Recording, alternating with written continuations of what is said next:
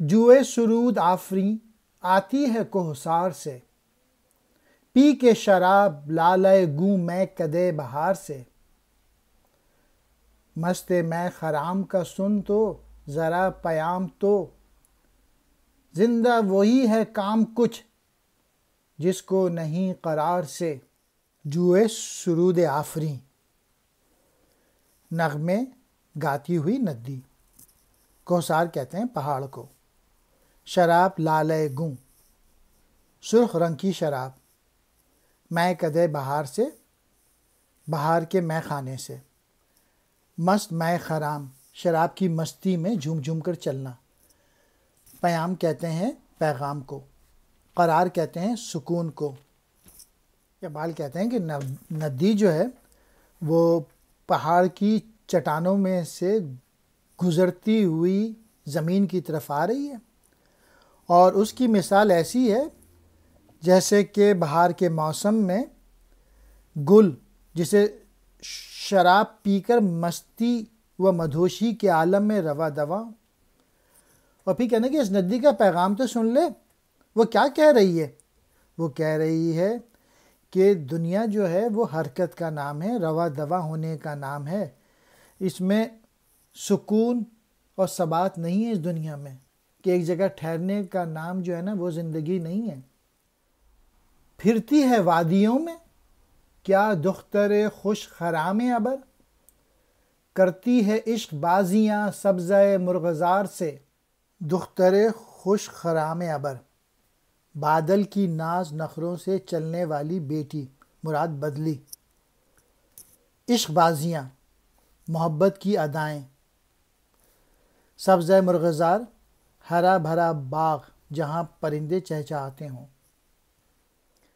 یہ خوبصورت چال والی بادل کی بیٹی ندی اس طرح وادیوں کا طواف کرتی ہے جیسے کہ مرغزار کے سبزے سے عشق لڑا رہی ہوں۔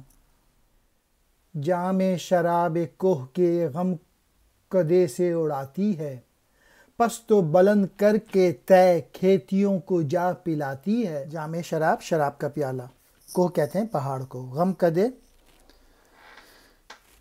یعنی شراب خانے، پست و بلند اونچی نیچی جگہیں، طے کرنا راستے سے گزرنا۔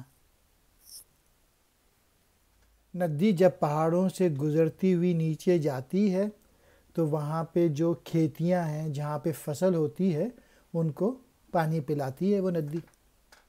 شاعر دل نواز بھی بات اگر کہے کھری، ہوتی ہے اس کے فیض سے مزرع زندگی ہری۔ دل نواز کہتے ہیں دل کو تسلیاں دینے والی، کھری صاف صاف، فیض کہتے ہیں فائدہ پہنچانا، مزرعہ زندگی، زندگی کی کھیتی، ہری کہتے ہیں شاداب سرسبز۔ شاعر جس کا کلام کھرا اور سچا ہو وہ زندگی پر جو ہے وہ اثر چھوڑ جاتا ہے۔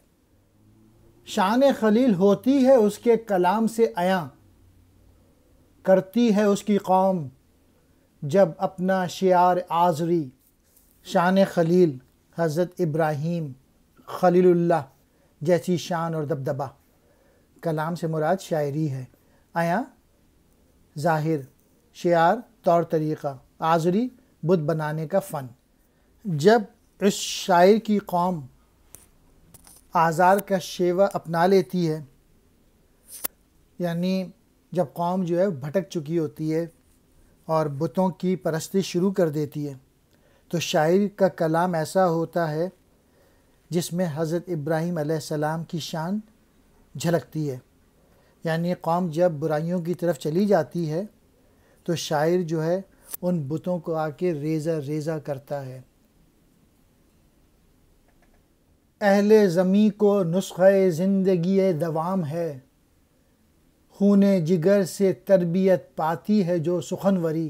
اہل زمیں، زمین پر رہنے والے یعنی انسان، نسخہ زندگی دوام، ہمیشہ ہمیشہ کی زندگی کے لیے تجویز کردہ نسخہ، خون جگر سے ترتیب پانا، نہایت محنت اور جذبہ محبت سے لکھی جانے والی تحریر، سخنوری شاعری، جو شاعری خون جگر سے پرورش پاتی ہے، یعنی علامہ اقبال نے بڑی محنت کر کے یہ پوئٹری لکھی ہے مسلمانوں کے لیے، انسانوں کے لیے، اور یہ ایسی پوئٹری ہے جس سے اہل زمین کو جو ہے نا ہمیشہ کی زندگی کا نسخہ ہے اس کے اندر، کہ کس طریقے سے آپ محنت کر کے اپنا نام ہمیشہ کے لیے رقم کر سکتے ہیں اس دنیا میں۔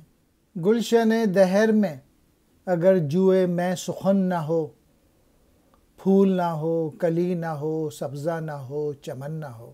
گلشن دہر مینس دنیا۔ اقبال کہہ رہے ہیں کہ حقیقت یہ ہے کہ اس دنیا کے اس گلستان میں اگر شعر کی ندی نہ ہو، یعنی شاعری نہ ہو، تو پھر یہاں پھول، کلی، سبزہ اور چمن کا وجود بھی بے معنی ہو کے رہ جاتا ہے۔